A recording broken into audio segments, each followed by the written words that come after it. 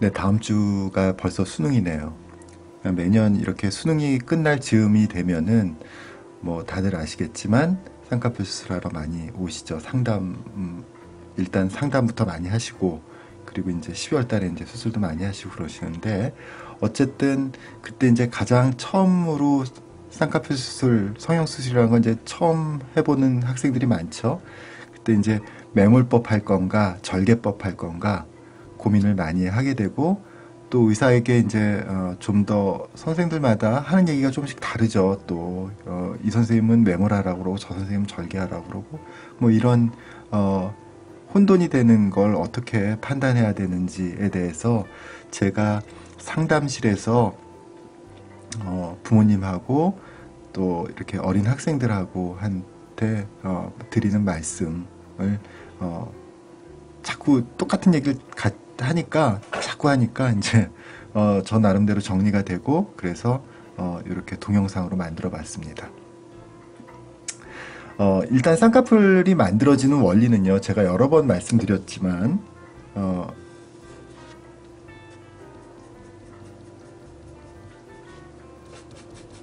눈꺼풀에 있는 이 피부를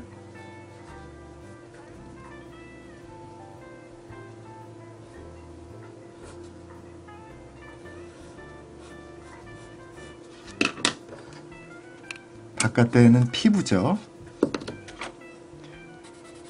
이렇게 피부죠. 여기 이렇게 피부라고요.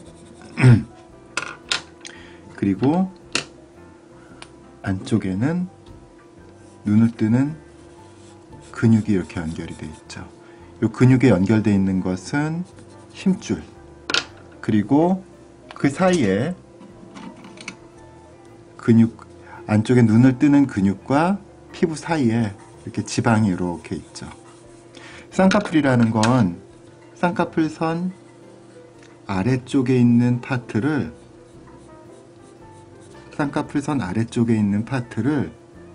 눈 뜨는 근육하고 붙여주는 거예요. 여기하고 여기 붙여주는 방법이에요. 제일 간단하게 하는 방법이 뭐겠어요? 실로 여기를 묶어주는 거예요. 그게 바로 매몰법이에요. 그러니까 왜 매몰법이냐 하면 실을 살 속에다가 매몰시킨다고 해서 매몰법이에요. 매몰법. 매몰법은요, 여기를 묶어 놓기 때문에 이 매듭이 풀리면 당연히 다시 풀리겠죠. 그리고 이 부분을 제거해요. 그러면 제거하면 우리 몸은 이렇게 수술이라든지 다쳐서도 그렇지만 수술이라든지 이렇게 어떤 부분이 제거가 된단 말이죠. 그러면 상처를 입게 되죠. 이 상처가 서로 들러붙어. 그걸 유착이라고 하거든요. 이 유착을 만들어내는 방법을 절개법이라고 하는 거예요.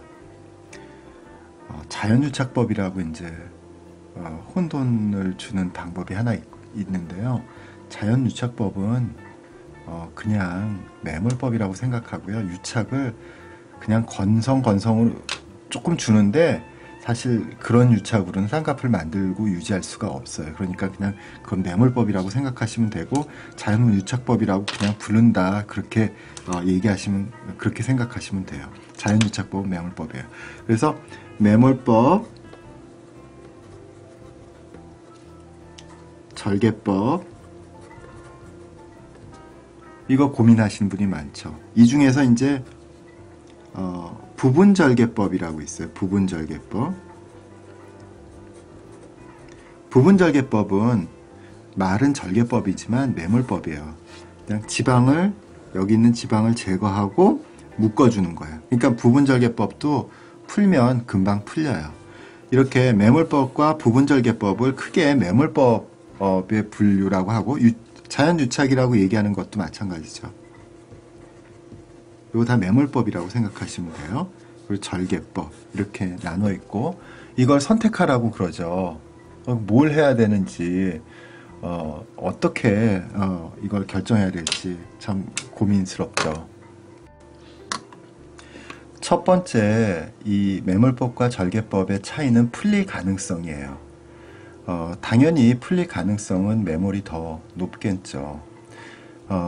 그런데 그건 말이죠. 간혹가다 오해하시는 경우가 있는데 매몰하면 풀리는 대부분 나중에 다 풀려 이건 아니에요. 매몰을 하더라도 안 풀리는 경우가 풀리는 경우보다 훨씬 더 많아요. 그러니까 실제로 매몰이 풀리는 경우는 제가 보기에는요. 제가 보기엔 한 10%에서 한 15% 정도 매몰법일 경우에 근데 이 10%에서 15% 정도가 사실은 통계를 정확하게 낼 수가 없는 게 예를 들어서 좀 젊은 선생님들 같은 경우 매몰을 더 많이 권해요. 그렇게 매몰을 좀 많이 권하고 그러면은 사람들이 매몰을 많이 하겠죠. 지방이 좀 많고 피부도 두꺼운 사람도 매몰을 한단 말이죠. 그러면 풀릴 확률이 그 선생님은 높아지는 거야. 근데 매몰 조금 피부 두꺼워도 이거는 매몰하면 풀리니까 절개하세요. 그런 식으로 의사 선생님이 상담을 했단 말이야. 그럼 그 선생님은 매몰법 풀릴 확률이 많이 줄어들죠. 왜냐하면 이렇게 피부 두껍고 지방 많은 사람들은 매몰을 안 하게 되니까 매몰법이 풀릴 확률이 그런 선생님들의 경우에는 줄어들겠죠. 이게 의사들이 다 평생 똑같은 그런 일관성을 가지고 하는 게 아니라 의사도 사람인지라 좀 매몰을 했는데 좀 많이 풀렸어. 그러면 이거는 안 되겠다. 좀 절개로 좀 가야 되겠다. 뭐 이런 식의 좀 의사 선생님들 자체도 그 일관성이 있는 것은 아니에요. 어쨌든 이 매몰이 풀릴 확률이 얼마냐를 굉장히 궁금해 하시는 경우가 있는데 바로 이렇게 어떻게 수술하느냐에 따라서 어떻게 매몰법을 상담을 할 때 어떻게 매몰법에 대해서 소개를 하느냐에 따라서 굉장히 달라진다는 거죠. 그치만 매몰법이라고 해도 안 풀리는 경우가 훨씬 많다는 거.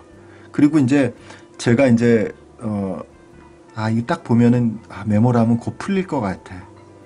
그래서 절개를 더 많이 권했어요. 근데 내 말 안 듣고 매몰을 했어. 부분 절개 매몰법이죠. 근데 안 풀려. 그런 경우 많아요. 그러니까 이 의사가 절개냐 매몰이냐를 결정해 주는 것은 대부분 물론 의사의 경험에 의해서 그럴 가능성이 높지만 반드시 그렇게 가는 것, 풀리냐 안 풀리냐가 그렇게 가는 것은 아니라는 거. 네. 그런 부분을 좀 생각을 해 주셔야 될 거예요. 그러니까 절대적이지 않다. 또 대부분의 경우는 매몰도 가능하고 절개도 가능한 부분이 95% 이상이에요. 아주 드물게 매몰 아니면 안 되고 절개 아니면 안 되는 매몰 아니면 안 되는 사람은 없지. 절개는 다 되니까. 또 매몰이 조금 유리한 사람들도 있어요. 어쨌든 매몰과 절개는 대부분의 경우에 본인이 결정을 하게 되는 거예요. 가장 큰 건 사실 풀릴 가능성의 차이인데 그렇다고 해서 매몰이 풀릴 가능성이 훨씬 더 그러니까 안 풀릴 가능성보다 풀릴 가능성이 높다는 뜻은 절대로 아니에요. 회복 기간은 당연히 실로 그냥 이렇게 휙 묶어버리는 매몰법이 더 빠르겠죠. 당연히 회복 기간은. 당연히 그렇겠죠. 이렇게 그냥 실로 여기를 이렇게 묶어주는 거. 실로 하나 딱 묶어주는 거. 절개는 여기를 이렇게 제거하는데 그런데 여기 한 가지 함정이 있어요. 예를 들어서 혈관이 이쪽에 굵은 혈관이 하나 휙 지나가. 그런데 매몰법이라는 건 바깥에서 그 혈관이 있는지 없는지 보이기도 하지만 안 보이는 부분이 있을 수 있거든요. 그때 여기를 관통했다. 그러면 굉장히 많이 붓고 보통 절개법보다도 훨씬 더 많이 부을 수 있어요. 사실 그런 약점이 있어요. 물론 그런다 하더라도 회복기간이 좀 딜레이가 된다는 거지 뭐 큰 부작용은 대개는 아니에요. 반면에 절개법은 이런 혈관들을 확인하고 가는 거거든요. 확인하고 직접 지혈을 하는 거거든요. 그러니까 절개법은 회복기간이 어느 정도 예측이 돼요. 근데 매몰은 대부분 짧지만 간혹 가다가 꽤 긴 경우도 드물지만 있어요. 어, 이 경험 많은 의사들의 절개법은요, 제 생각에는 되게 매몰과 회복 기간의 차이가 거의 없고, 있다 하더라도 한 2, 3일 정도. 그러니까 매몰 회복 기간을 한 5일에서 7일 정도 잡으면, 절개는 한 7일에서 9일 정도. 그리고 그 대개 한 7일 정도면 매몰은 확 빠져 있고, 절개도 7일 정도면 한 회복 기간이 전체 붓기 한 70%는 사라지죠. 매몰은 훨씬 5일 정도면 70%가 사라지고. 그래서 그 차이가 대략 한 2, 3일 정도 밖에는 아니다. 또, 좋은 선생님들이, 경험이 많은 선생님들이 수술을 하면, 절개법은 일정한 회복 기간을 갖게 된다. 왜냐하면 이 문제가 되는 혈관들을 직접 확인하고 지혈할 수 있기 때문에 그렇죠. 부작용의 가능성. 당연히 뭔가 많이 하는 절개법이 부작용의 가능성이 높죠. 뭐 혈종이라든지 이런 흉터라든지 이런 거면 그건 좀 많이 못한 거죠. 네. 네. 이게 뭐 절개법 같은 것 때문에 라인이 이렇게 골아야 되는데 이렇게 쭉 골게 돼 있지 않고 이렇게 패인 부분이 있고 또 울퉁불퉁하게 라인이 고르지 못한 경우도 있죠. 또 아까 두 경우는요 절개법이에요. 근데 이건 매몰법이에요. 매몰법에도 이런 경우가 있어요. 매몰법에도 지금 쌍꺼풀 라인이 여기 라인하고 지금 이 부분하고 이 부분이 지금 다르죠. 사실 쌍꺼풀이 지금 여기가 제대로 됐으려면 요렇게 가야 되겠죠. 요렇게 지금 이렇게 갑자기 계단 모양으로 이렇게 떨어지면 안 되겠죠. 사실 이런 경우엔 매몰법이 있을 수가 있어요. 그러니까 사실은 매몰법에서도 이런 문제가 있을 수가 있어요. 부작용의 가능성은 당연히 절개법이 더 높지만은 매몰도 이런 가능성이 있고 또 아까도 얘기했듯이 수술 때 혈관을 직접 확인하고 지혈할 수 있는 게 절개법의 장점이거든요. 반면에 그걸 못하는 게 매몰법이니까 부작용의 가능성 자체가 높은 건 절개법이지만 안정적으로 좀 좋은 선생님들이 하게 되면은 경험이 많은 선생님들이 하게 되면은 절개법의 부작용은 생각보다 높지 않다 이렇게 말씀드릴 수가 있어요. 또 이렇게 라인이 고른 거는요. 라인이 고른 게 자연스러움에 아주 중요하거든요. 자연스럽다, 부자연스럽다가 사실은 라인이 고르냐 안 고르냐가 결정되는 거거든요. 예를 들어서 지금 이렇게 라인이 울퉁불퉁하거나 주변하고 이렇게 볼록볼록하거나 라인이 지금 까맣다 하였다 그렇죠. 이게 왜 저번에도 제가 말씀드린 동영상이 있는데요. 지금 윗살은 튀어나오고 아랫살은 밑으로 들어가고 반대로 이거는 아랫살은 튀어나오고 윗살은 들어갔기 때문에 여기가 하얘지고 얘는 그림자 가지고 그러는 거거든요. 바로 이런 부분이 절개법에서 나오는데요. 사실 이 경우는 절개가 아니에요. 매몰이거든요. 매몰에서도 꼭 자연스러운 것은 아니에요. 그러니까 자연스럽다, 부자연스럽다, 부자연스럽다도 사실은 일반적으로는 매몰법이 더 자연스러울 것 같지만 수술 테크닉의 완성도에 따라서 매몰법도 어색할 수 있고 절개법도 훨씬 더 자연스러운 경우가 많이 있다 이렇게 말씀드릴 수 있습니다. 대부분의 경우는 아까도 말씀드렸듯이 매몰과 절개가 동시에 가능해요. 대부분 사람들은. 그래서 선택도 사실은 본인이 하는 것이고 의사는 그걸 권유하는 거예요. 근데 헷갈리실 수 있는 게 선생님들마다 권하는 게 달라요. 근데 저는 사실은 매몰과 절개는 선택하시는 거라고 말씀드려요.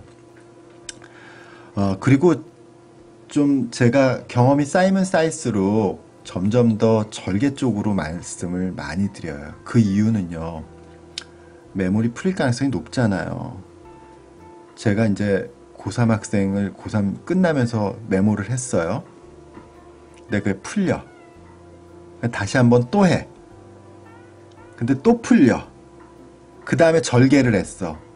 이번엔 절개가 좀 느슨해졌네. 수술을 3번, 4번 이렇게 하는 경우가 있어요. 그러면 정말 방학 때마다 수술을 하게 되는 거야. 방학 때마다. 그랬을 때 그렇게 뭐 수술 자체는 뭐 대단한 게 아니지만 그 사소한 본인한테는 그게 사소하지가 않잖아요. 그러니까 수술을 그렇게 여러 번 하게 된 원인이 뭐야? 처음에 메모를 권한 의사 때문이잖아요. 사실은 제가 솔직히 말씀드리면 바로 그런 경험 때문에 제가 절개를 더 권하는 것도 있어요.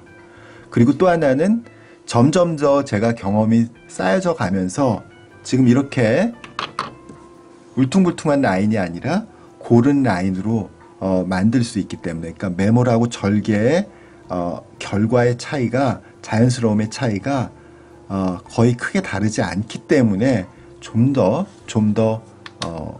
절개 쪽으로 좀 많이 말씀드리는 게 있어요. 그러나 그렇다고 해서 메모를 하지 말라는 뜻은 절대로 아니고요. 메모를 해도 돼요. 근데 사실 그렇게 메모를 처음에 의사가 권했을 때 지게 되는 그 일종의 책임을 회피하려고 그래서 좀 해가 갈수록 좀 절개 쪽으로 권하는 점이 전 개인적으로 있어요. 그러나 꼭 제가 하라는 대로 매몰과 절개법은 본인이 정하는 거예요. 바로 풀릴 가능성이 높다. 제일 큰 게 풀릴 가능성이 높다는 거예요. 풀릴 가능성이 높다라는 거. 그렇다고 해서 다 풀리는 게 아니거든요. 그러니까 본인이 결정을 하는 거라고요. 네, 감사합니다.